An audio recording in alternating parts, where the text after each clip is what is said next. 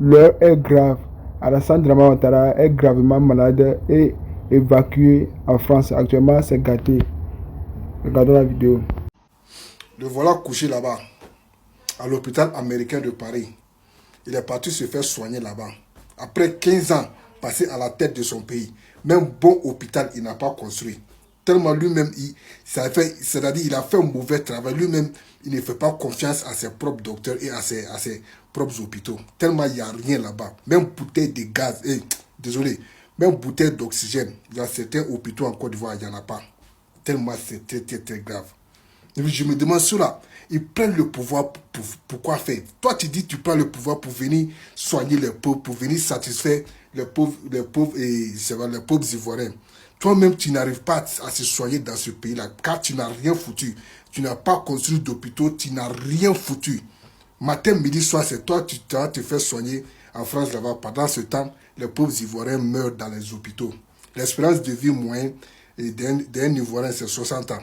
À part 60 ans, si tu n'as pas les moyens, tu vas mourir dans les hôpitaux. C'est tellement grave. Après 15 ans à gouverner le pays, toi-même, tu n'as pas construit un bon hôpital pour aller te soigner. Non, ça dit quoi? Les dirigeants africains, moi je me demande qu'est-ce que les Africains vous ont fait quoi? Pourquoi vous ne faites pas pitié? Pourquoi vos populations ne vous faites pas pitié? Vous êtes la honte. Hein? Regardez, il est couché à l'hôpital américain de Paris, à aller se faire soigner. On a vu les vidéos de l'hôpital de Korogo. On dirait, je sais pas, on dirait une cabane. Il y a une fille, sa mère est décédée parce qu'il n'y avait pas d'oxygène. Mais c'est grave quoi, c'est grave. Il y a des gens qui sont bêtes quoi. Moi, je vais vous donner des informations et c'est à moi de vous parler. Non, au lieu de prier là, c'est si moi vous êtes là. Vous êtes en train de faire un truc. Vous me voyez? Est-ce que. Au lieu de. D'habitude, quand on dit quelque chose, c'est pas vrai là. D'après vous, quand il a parlé pour Bitogo là, vous le faites sortir, non? Vous le faites sortir pour qu'il parte à l'hémicycle, hein, à l'Assemblée nationale, pour prouver aux gens que Oxymore ment. Mais là, il dit Dramane, nous, ça va pas. Il est couché à l'hôpital américain là-bas. C'est l'information qu'il a reçue. Maintenant, au lieu de vous inquiéter, non, Oxymore, on ne sait pas quand toi aussi, tu es jeune. Mais moi, ici, déjà mort, d'après vous, je suis mort il y a longtemps, que vous avez fait mes funérailles, tout ça là.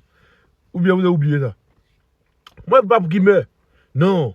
Parce que s'il meurt, il y a beaucoup de choses dans la CPI que nous, on ne saura pas. Il y a beaucoup de trucs qui sont passés en Côte d'Ivoire que nous, on ne saura pas. Hein? Et puis, la prophétie dit qu'il sera pris. Et quand il sera pris, il urinera sur lui. Donc, c'est ça, nous, on attend. Sinon, que vous venez m'inciter, venez me faire truc, venez faire truc, ça, c'est vos problèmes. Moi, je suis habitué à vous, les gars. C'est une nouvelle personne qui est en train de vous parler. C'est même aussi mort depuis combien d'années là? C'est même aussi mort là qui est là. Ou bien. Ah. Donc, ces gars, si vous priez pour lui, moi, ce que je peux vous dire. Maintenant, le reste là, à nous là. Il a donné une information, il voit les RDR qui viennent m'inciter. Ah ouais, bon, je suis de retour. Hein. Voilà. Il a donné une information, il voit les RDR qui viennent m'inciter. Il a reçu cette information là depuis ce matin. Et les gens l'ont persistent. C'est au moins près de 6 personnes qui m'ont envoyé cette information depuis le matin. On est en train de coucher à l'hôpital américain de Paris. Il n'arrive pas à même ouvrir ses yeux. Hein? Au lieu de prier pour lui, parce que la prophétie dit qu'il va rentrer en Côte d'Ivoire et c'est en Côte d'Ivoire qu'on va les Syrie. C'est ce que la prophétie a dit. La prophétie dit qu'il sera Syrie et il va pisser sur lui, il pissera sur lui. La prophétie n'a pas dit qu'il va mourir dans l'hôpital. Donc priez Dieu pour qu'il nous revienne en Côte d'Ivoire. Hein?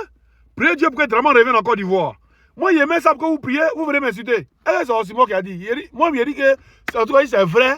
Dieu, en tout cas, connaît les prières, les pensées des Ivoiriens.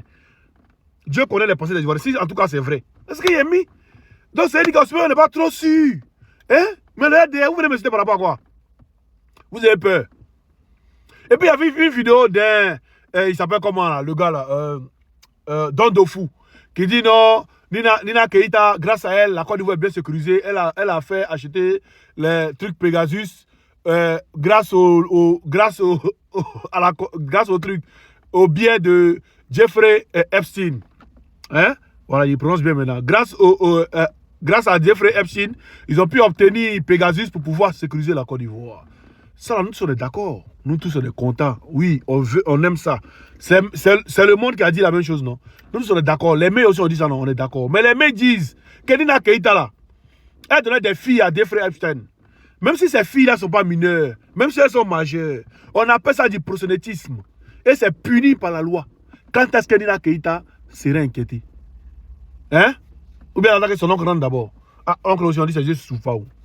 Ah, c'est la question qu'elle a. Prenez cette vidéo dans tous les groupes famille. Quand elle est en train de. Comme elle a pu bloquer toutes les pages de Johnny là, elle est venue sur moi maintenant. C'est moi qui suis en train de l'allumer, donc elle est venue sur moi. Nina Keita, moi je suis venu révéler. C'est ça qu'on appelle influenceur. Voilà. Parce que quand. Comme on dit, le monde avait sorti là. Les Ivoiriens ne parlaient pas de ça. Quand elle a allumé la tête 2 fois, 3 fois, ça a pris tout le monde entier. Donc là, hein, elle veut fermer ma gueule. Mais tu ne pourras pas fermer ma gueule, madame. Hein? Tu ne pourras pas. Il y a au moins 6 comptes. Si tu allumes ça, la caisse, ça la tombe là, l'autre compte est actif. Tu allumes encore, il prend l'autre compte encore, il est actif encore. Voilà. Donc, il faut rester 36, tu ne pourras rien. Donc, on a ensemble, on fait une vidéo dans tous les groupes. Mes chers camarades, peuple d'Afrique, peuple de Côte d'Ivoire, peuple du Sahel, peuple du monde. L'heure est grave, l'heure est très très grave. Écoutons ici tous ensemble et très attentivement. Alassane Dramane Ouattara a quitté Abidjan depuis le 15 janvier 2025. Pour Paris, Alassane Dramane Ouattara a été transféré de Paris en Allemagne. Oui, Alassane Dramane Ouattara a été transféré de Paris en Allemagne, précisément dans la ville de Cologne.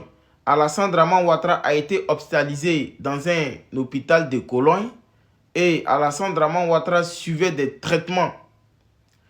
Alassane Dramane Ouattara a quitté Cologne jeudi 30 janvier 2025 pour Paris, car la santé de Alassane Dramane Ouattara ne lui permet pas de rejoindre la Côte d'Ivoire maintenant. La famille, l'air est grave, l'air est très très grave. Partagez la vidéo ici au maximum car c'est très très important. Oui, Alassane Dramane Ouattara est gravement malade et Alassane Dramane Ouattara a été hospitalisé dans un hôpital de Cologne. Oui, précisément en Allemagne. Et Alassane Dramane Ouattara a rejoint Paris le 15 et le 30 jeudi le 30 janvier 2025, Alassane Dramane Ouattara a rejoint Paris. Et la santé de Alassane Dramane Ouattara ne lui permet pas de rejoindre la Côte d'Ivoire maintenant. Nous devrons informer des Ivoiriens et des Ivoiriens. Oui, car la santé de Alassane Dramane Ouattara ne lui permet pas de rejoindre la Côte d'Ivoire maintenant.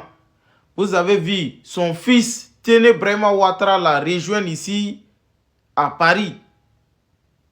Alassane Dramane Ouattara, ça ne va pas. Oui, la santé de Alassane Dramane Ouattara, ça ne va pas du tout, la famille. Oui, la santé de Alassane Dramane Ouattara est inquiétante. Donc du coup, nous demandons aux camarades peuples d'Afrique de partager la vidéo ici au maximum pour que ça arrive dans les 4 coins du monde. Car la santé de Alassane Dramane Ouattara, ça ne va pas. On nous dit que non, Alassane Dramane Ouattara ne va pas rejoindre la Côte d'Ivoire maintenant. Oui, Alassane Dramane... C'est un homme qui doit être frappé avec la dernière rigueur. Un homme qui doit être châtié, qui doit être puni. Si nous devons bien faire les choses, les lois que vous-même vous avez votées, ce sont ces mêmes lois que nous allons prendre pour vous châtier. Ah oui, le président de la Côte d'Ivoire, je te parle à toi, Dramane Ouattara, un président de la République qui laisse les étrangers rentrer dans sa nation pour le piller. C'est une honte. Ce président est une honte pour la nation.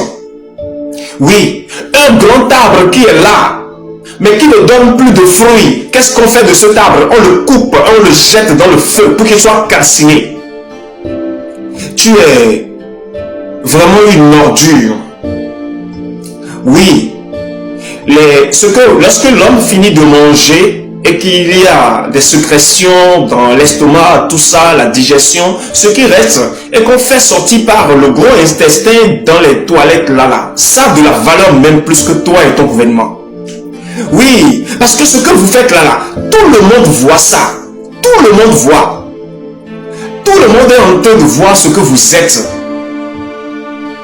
De la boue. Oui. De l'ordure.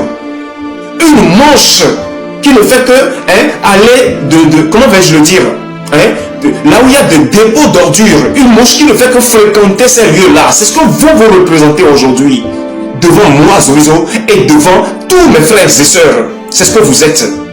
Comment comprenez-vous qu'un président de la République qui se permet de lever sa main pour dire « je le jure », il vend son peuple.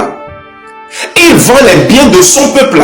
Il vend, je vais dire non, il ne vend pas. Je ne vais pas dire vendre. Il prend les biens de sa nation et le remet à une autre nation qui est déjà riche. Il nourrit le ventre qui est déjà gros.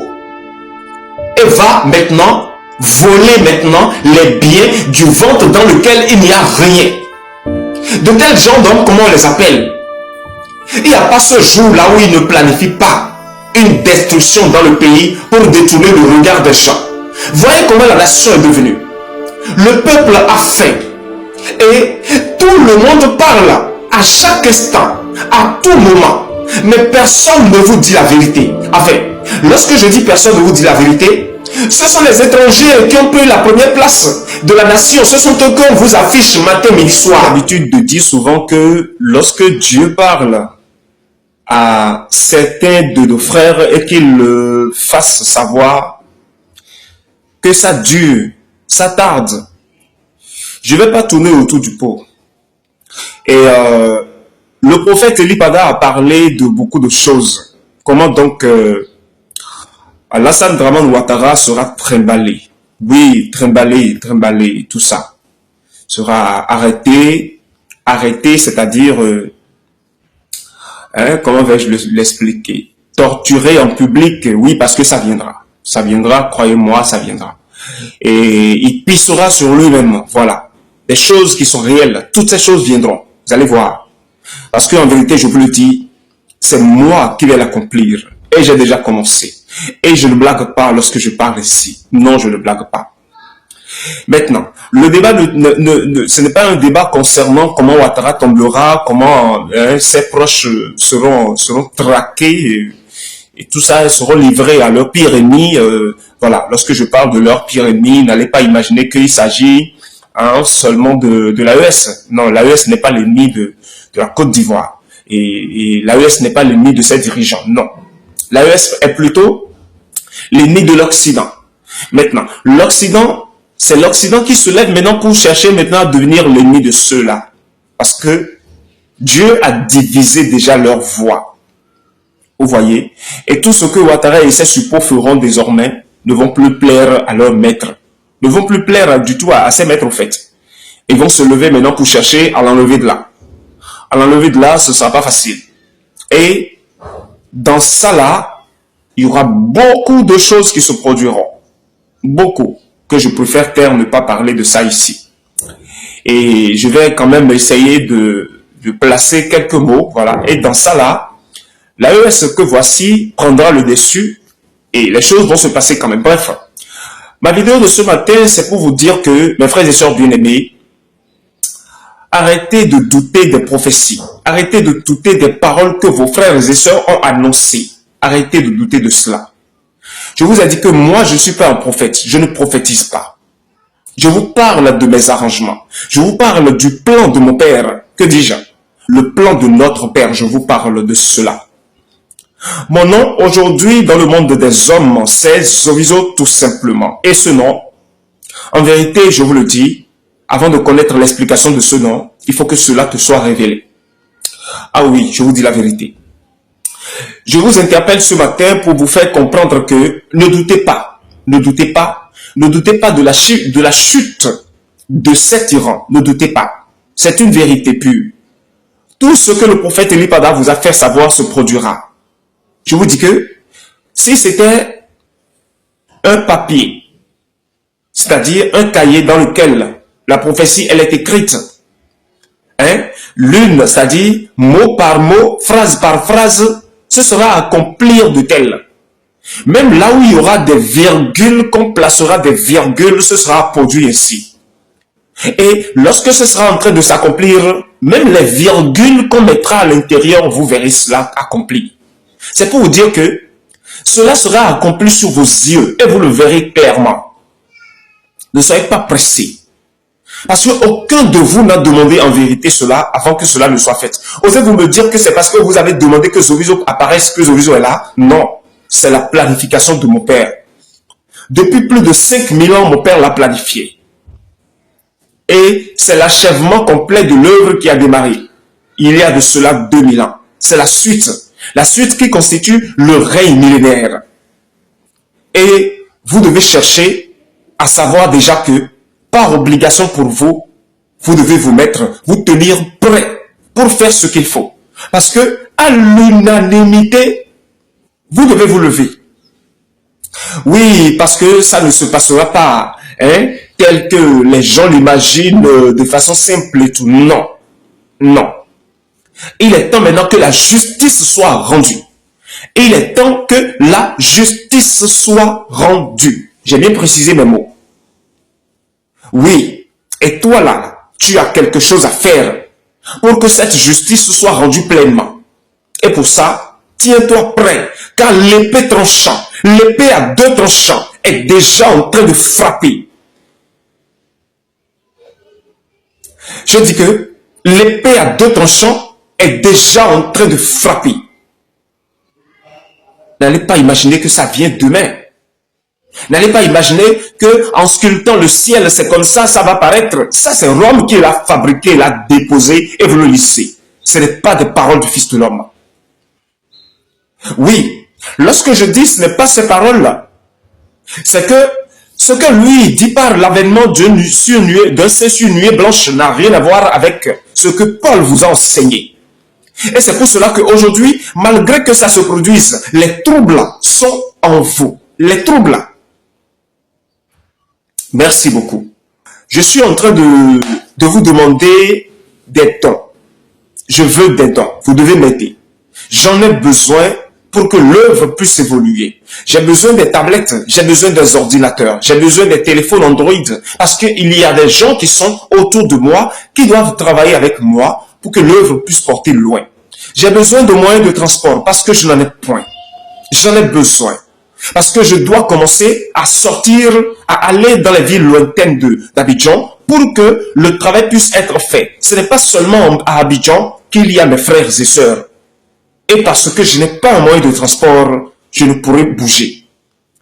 Oui, je suis en train de lancer une demande envers tous ceux-là qui me suivent matin, midi, soir. Je vous dis que si vous avez le moyen de pouvoir m'aider, faites-le.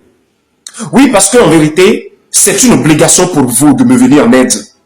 C'est une obligation pour vous de me venir en aide parce que sans ces matériels-là, je ne pourrai pas bouger. Je ne pourrai pas faire le travail pour que ça puisse porter. Aujourd'hui, ce n'est plus affaire de passer de maison en maison pour répandre l'évangile, non. Mais en étant en un seul lieu, on peut déjà répandre cet évangile-là facilement. C'est ça la planification de mon Père aujourd'hui. J'ai aussi besoin d'un espace pour faire de cet espace un bureau. Un bureau où les frères et sœurs qui veulent me voir peuvent commencer déjà à venir me visiter. Donc, ce que je suis en train de vous dire, c'est très important, tenez cela à cœur et je serai tellement ravi si vous le faites. Voilà. Bonjour à tous. Aujourd'hui, je veux parler du Mali, du Burkina Faso et du Niger. Oui, parce que si on ne vous explique pas, vous n'allez pas comprendre. Vous n'allez pas comprendre ce qui se passe en vérité.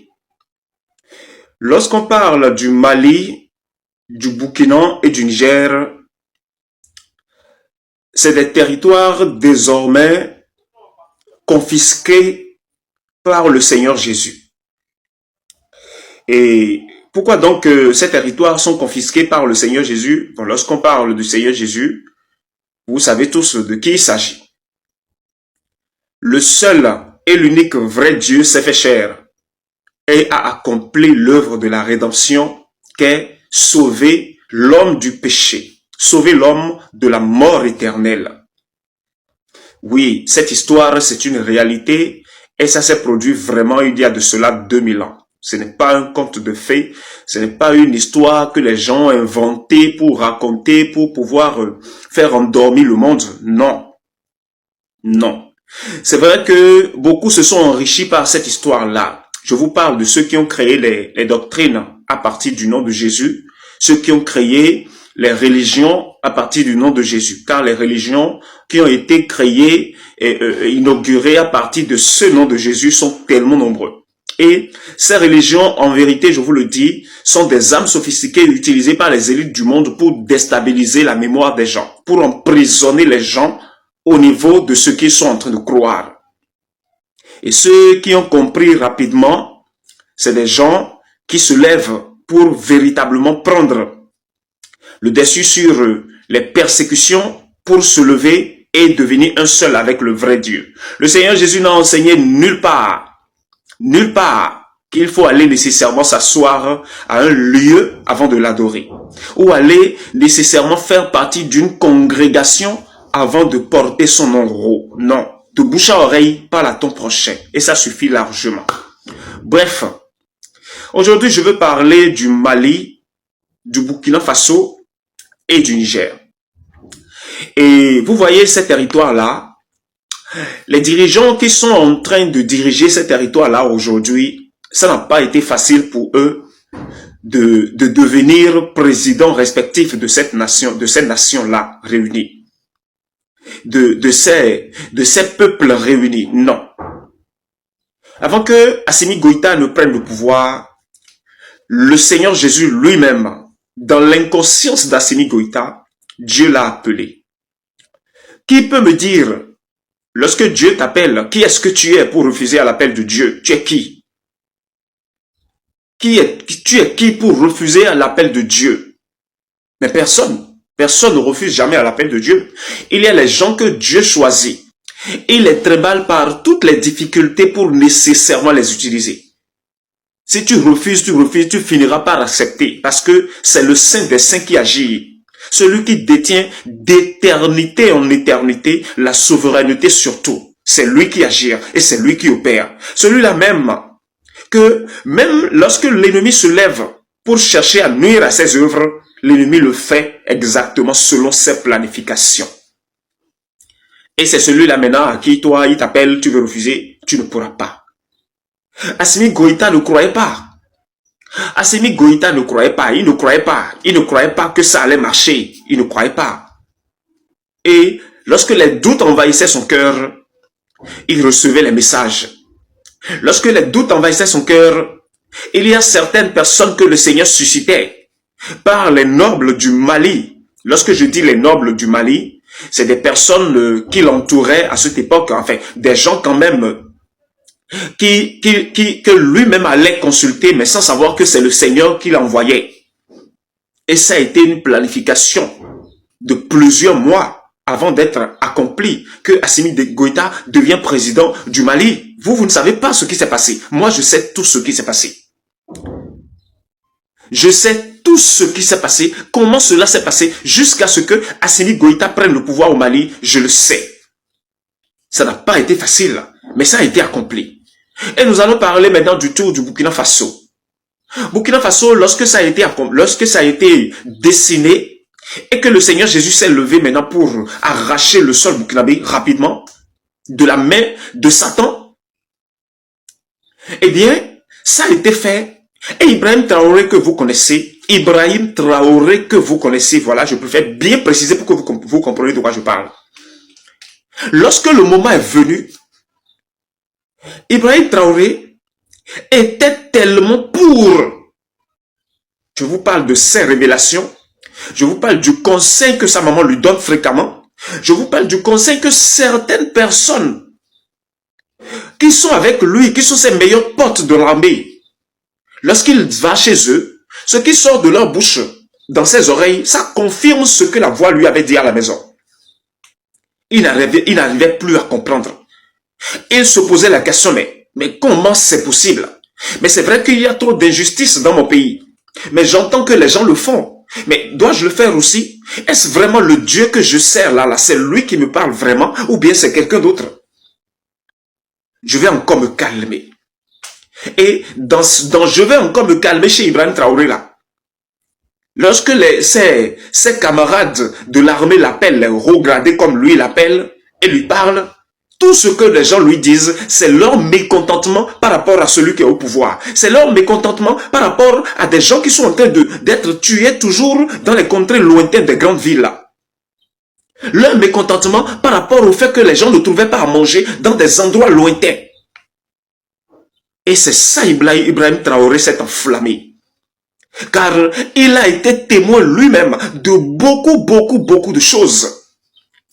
Mais si Dieu n'est pas avec toi et que Dieu ne t'a pas choisi, tu ne peux pas te lever et déclarer une guerre contre Satan. Ce n'est pas possible. Qui est cette personne-là sur la terre? Qui peut se lever de lui-même et déclarer une guerre contre Satan? Si ce n'est pas Dieu qui l'a choisi pour l'utiliser et l'accomplir. Vous qui êtes sages, vous savez bien de quoi je parle. Et c'est ainsi, Ibrahim Traoré, un jour, pour parler avec précision, mais je ne vais pas donner la date. C'était un vendredi. C'était un vendredi matin, il s'est levé. Et la voix lui a dit dans le cœur, le mardi prochain qui vient, je te parlerai. Il dit, mais c'est quoi ça? C'est quoi ça? Que se passe-t-il? Je n'ai pas compris. Que se passe-t-il autour de moi? Lorsqu'il allait rencontrer ses camarades de l'armée, on lui dit, nous te soutenons. Tout ce que tu souhaiterais faire, on te soutient. Et c'est comme ça Traoré s'est levé. Le lundi dans la nuit, la voix lui a dit, tu feras ceci, tu feras ceci, tu feras cela. Tu n'as pas le choix, car tu le feras. Car c'est toi que j'ai choisi. Tu le feras. Et je sais que tu le feras. Et ils se sont levés. Ils se sont levés. Et rapidement, ils ont renversé ce président-là, dont je préfère taire le nom. Et lorsqu'ils l'ont renversé, ceux qui étaient ensemble, le nombre qu'ils étaient, parce que un coup d'État ne se fait jamais seul, vous le savez. Le nombre qu'ils étaient, parmi eux, parce qu'Ibrahim Traoré est quelqu'un qui respecte tellement son hiérarchie. Bon, sa hiérarchie, tout ce que vous voulez. Et le nombre qu'ils étaient, ils ne voulaient pas forcément que ce soit lui le président. Ils ne voulaient pas. Alors que c'est lui que le Seigneur a choisi. C'est lui que mon père a choisi. Mais lui-même, il ne voulait pas. Il a dit, puisque nous sommes ensemble, nous avons opéré cela, eh bien, décidez-vous de vous-même. Décidez que quelqu'un le devienne. Et ce magouillant-là a été désigné. Et après, lorsque ça continuait, et on découvre que c'est vraiment grave ce qui se passe. Le Seigneur maintenant a commencé à passer par la mère d'Ibrahim Traoré pour lui parler. Regarde tout ce qui s'est passé jusqu'à ce que vous en arriviez là. Mais comment donc ça s'est fait? Et que tu as remis cela à quelqu'un d'autre. Mais pourquoi? Ça devrait être toi. Mais il dit non. C'est vrai que ce qui se passe dans ma nation, je n'ai pas apprécié. Mais ce n'est pas forcément moi qui dois devenir le président. Non, ce n'est pas forcément moi. Les camarades avec lesquels j'étais, beaucoup d'entre eux sont dignes de le devenir. C'est ça qu'on appelle de l'humilité. L'humilité. L'humilité. Écoutez bien. C'est ça là on appelle de l'humilité que Dieu apprécie. Tout ça là, c'est le piège que Dieu lui a tendu. Pour voir si, est-ce que c'est la gloire qu'il va chercher en premier lieu ou la volonté de Dieu. Le Christ que vous, dans les églises, vous êtes en train de jeter, de bafouer, de marcher sur son nom, d'utiliser son nom pour le commerce. Ce même Christ-là. Les gens qui sont les musulmans et que vous les injuriez là, sont en train de faire sa volonté à tout moment. Et sont conscients qu'ils font vraiment la volonté de Dieu. Vous voyez combien de fois c'est pitoyable? Vous voyez combien de fois c'est pitoyable? Le jour où ça s'est passé, et que Ibrahim Traoré, lorsqu'il a commencé à découvrir les horribles choses que ce président-là est en train de commettre, ce militaire au pouvoir est en train de commettre, il s'est enflammé, il s'est mis en colère. Et c'est là même que la puissance que Dieu a mis dans l'être humain a commencé à se manifester. C'est là même que la sagesse, la notion de gestion que Dieu a mis dans l'être humain a commencé à se manifester. Parce qu'il faut que quelque chose se produise pour susciter ce que tu es en vérité en toi. Et Traoré a commencé à voir clair. Et en même temps, les visions commençaient à venir. Comment il doit diriger le pays? Comment ça doit se passer? Comment? Il s'est levé, il est allé voir le comité. Et tout le monde a accepté. Nous ne voulons plus de lui, c'est de toi nous voulons. Traoré, c'est de toi nous voulons. Décide et nous allons te soutenir, car nous te connaissons bien il y a longtemps. Et nous savons que tu es incapable de faire du mal à une petite mouche, tu es incapable. Mais ce n'est pas lui. C'est une erreur que nous avons commise en le mettant là. Traoré, lorsque tu vas décider, tu verras qu'en vérité, nous, tes camarades de l'armée, nous sommes un seul avec toi. Décide. Et il s'est dit, mais parmi vous, il y a beaucoup qui sont plus haut gradés que moi. Il dit, non, jamais. C'est vrai que nous le sommes. Mais Dieu t'a choisi. Nous n'avons plus de doute, Traoré. Dieu t'a choisi. Et que c'est toi que le Seigneur a choisi. C'est toi que Allah a choisi. Traoré, décide. Il a dit, bon, puisque vous le dites ainsi, permettez-moi d'aller voir ma maman. Que je discute avec elle et que je reviens. Traoré est parti voir sa mère. Et sa maman lui a parlé en même temps de la révélation qu'elle obtenait dans la nuit passée. Mais Traoré n'avait pas passé la nuit là à côté de sa maman. Je préfère garder cette révélation-là pour moi, pour ne pas vous le communiquer. Et ainsi, l'homme est sûr maintenant de lui. Il est sûr maintenant de lui. Et il sait maintenant que rien ne peut l'empêcher, rien. Et il sait aussi que le fait qu'il veut devenir le nouveau président de la République du Burkina Faso n'est pas sa volonté, que c'est la volonté de Dieu qu'il sait. Et Traoré s'est donné à sa corps et âme. Et c'est le résultat que vous voyez aujourd'hui. C'est le résultat que vous voyez aujourd'hui. C'est le résultat que vous voyez aujourd'hui. Pensez-vous que le fait que les coups d'État ont déjoué, c'est Traoré lui-même qui fait quelque chose? Non, non. Ce sont ceux qui l'entourent, qui croient en lui, qui savent que il ne peut faire du mal à aucune mouche. Et qui sont en train de donner complètement tout leur corps, tout leur âme là-dedans. Et ils savent aussi que c'est Dieu qui a choisi Traoré de gouverner le Burkina Faso. Pensez-vous que je blague? Pensez-vous que nous blaguons? Je vais vous raconter, je vais vous dire quelque chose, vous faites sur le Burkina Faso, le Mali et le Niger. Parce que si on ne vous le dit pas, vous n'allez pas pouvoir comprendre. Et je veux que vous compreniez. Et lorsque Traoré est devenu président, le Seigneur Jésus était content, tellement content. Il était tellement heureux. Il dit, moi, maintenant il reste le grand Niger, le grand Niger. Il reste le bulldozer Niger qu'il faut changer aussi. Et c'est comme ça. Cet homme que vous appelez Tiani, vous savez les preuves qu'il a eues dans le passé. Vous savez les résultats qu'il a eu dans le passé. Le nombre de fois que le Seigneur Jésus lui-même l'a mis dans des nombreuses tentations. Mais il a tout fait pour s'en sortir. Il a prouvé son honnêteté à Dieu. Tiani que vous voyez. Tiani. Son honnêteté, il a promis, il a, comment le dire, hein? Il a démontré à tous les niveaux, à tous les sens. Et le Seigneur a dit, lève-toi, va, rencontre telle personne, parle-leur.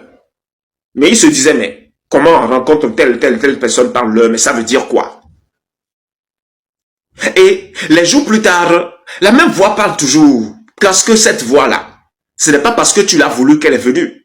Et ce n'est pas parce que tu n'aimes pas ce qu'elle dit qu'elle partira. Jamais. Tiani n'avait pas le choix. Tiani s'est laissé faire. Et lorsque Tiani s'est laissé faire, il y a eu ce que vous savez là. Ce qui me préoccupe beaucoup dans cette histoire, de ces 3 coups d'état là, c'est le cas d'Ibrahim Traoré. C'est ça qui me préoccupe beaucoup. Oui, je vous dis la vérité. C'est ça là qui m'a tellement préoccupé, je vais vous le dire. Et pourquoi donc il est nécessaire que le Seigneur Jésus prenne le Mali, le Burkina et le Niger? Pourquoi pas l'Arabie Saoudite, le Maroc, la Mauritanie? Pourquoi pas l'Égypte? Pourquoi pas et que c'est forcément ces 3 nations-là? Parce que en vérité, je vous le dis, c'est les hommes qui sont sur la terre, c'est-à-dire les peuples noirs de la terre aujourd'hui, le Seigneur Jésus est pour eux désormais. Les peuples noirs qui sont sur la surface de la terre aujourd'hui, la gloire de Dieu les appartient désormais. Les peuples noirs qui sont sur la terre aujourd'hui, la justice de la cour divine est pour eux en premier lieu. Mais si cela doit en être ici, pourquoi le Seigneur n'a pas choisi donc Congo? Pourquoi il n'a pas choisi donc Gabon, Ghana, tout ça? Pourquoi il n'a pas choisi ces territoires-là?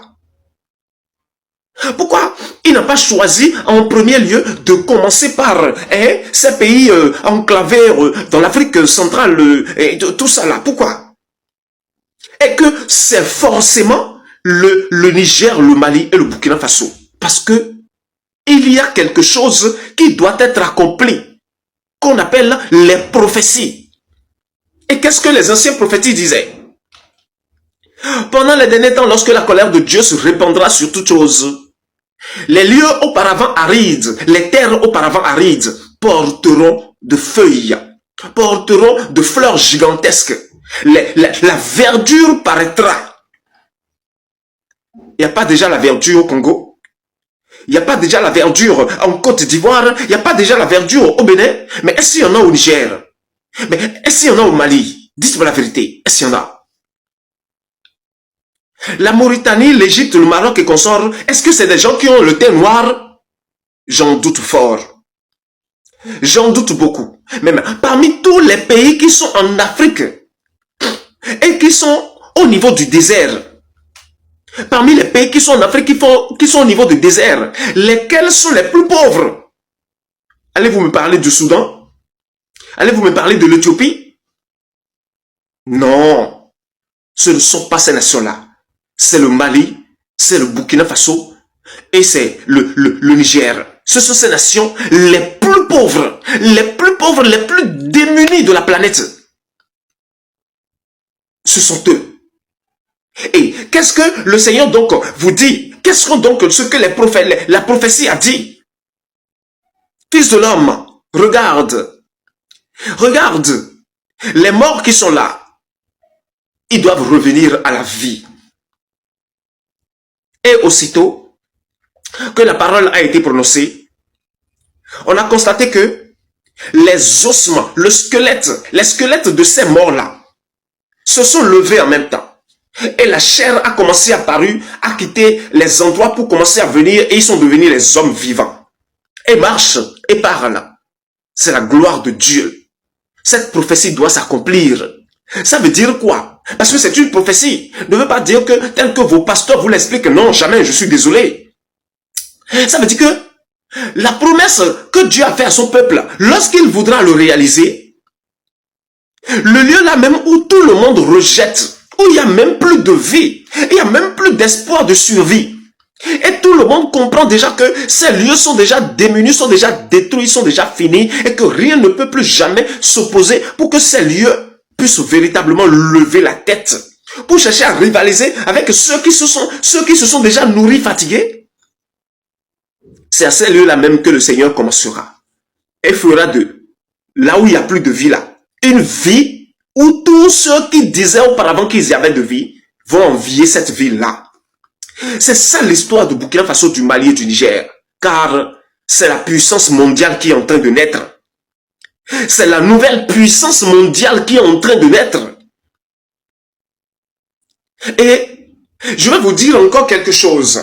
Il a été dit toujours dans les Écritures que lorsque le Seigneur donnera à manger à son peuple, les terres sur lesquelles il n'y avait jamais eu de semences, ce sont sur ces terres-là qu'il y aura de semences pour que le peuple de Dieu puisse manger et se sentir à l'aise.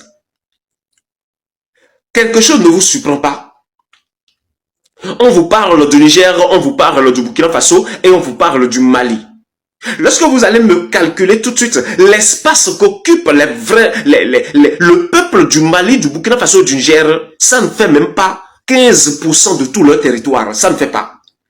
Et si vous calculez bien, l'espace qu'occupe le désert au sein de ces trois nations, ça fait plus que 60%, 70% de lieux qu'occupe la population et de lieux qu'occupe la verdure. Ces 60-70% là, c'est le désert. C'est le désert où personne ne peut habiter, le désert. Croyez-moi, dans les années à venir, il y aura des grands arbres qui vont pousser à ces endroits-là. Il y aura de nouvelles fleuves hein, voilà, de nouveaux fleuves qui vont giser dans ces endroits-là. Il y aura des lagunes que vous allez constater dans ces endroits-là. Il y aura de nouveaux jardins qui vont grandir dans ces endroits. Personne ne saura comment ça s'est passé. Car la pluie a déjà commencé à ces endroits-là. Et ce ne sera plus désert. Mais ce sera un endroit où l'homme peut habiter et être content. Au point même où la neige tombera à ces endroits-là. Et toute la vie que vous constatez aujourd'hui en Europe occidentale, ça reviendra à ces endroits-là. Je ne blague pas, hein, je vous dis exactement le plan de mon père. Ça se passera. Au point même où la nourriture que le peuple de Dieu mangera dans le saint royaume de Dieu, qu'un sillon désormais, proviendra de ces endroits-là. De ces endroits où auparavant personne ne cultivait, personne. Car, sans vérité, je vous le dis, c'est les seules terres sur la planète que l'ennemi n'a pas encore souillées. C'est les seules terres sur la planète que l'ennemi n'a pas encore souillées. Je vous dis la vérité. Et c'est le plan de Dieu. S'il y avait déjà la verdure là-bas, je crois que les Occidentaux, la façon dont ils aiment le Niger, ils aiment le Mali, ils seraient déjà là, hein, et ils vont installer leur nouvelle ville à ces endroits-là. Hein. Vous savez bien de quoi je parle. C'est Dieu qui l'a mis ainsi. Et pourquoi donc le Bénin, la Côte d'Ivoire s'attaque tant à ces nations-là? En vérité, ce n'est pas le Bénin, la Côte d'Ivoire qui s'attaque à la US. C'est un combat spirituel. C'est un combat spirituel. Oui, vous allez entendre parler, ou bien vous entendez parler dans l'Apocalypse, le chapitre 17 et le chapitre 18. Allez le lire. Babylone la grande. Babylone la grande, elle est tombée, Babylone la grande. Lorsqu'on parle de Babylone la grande, on parle de l'Europe. Babylone la grande dont a parlé l'Apocalypse, je ne parle pas de Babylone dont la Bible avait mentionné en cette époque, cette nation qui avait existé. Non. Qui représente aujourd'hui l'Irak qui est là. Non, je ne parle pas de ça. Babylone la grande des derniers jours. C'est l'Europe tout entière. L'Union européenne tout entière. Et lorsqu'on parle de l'Union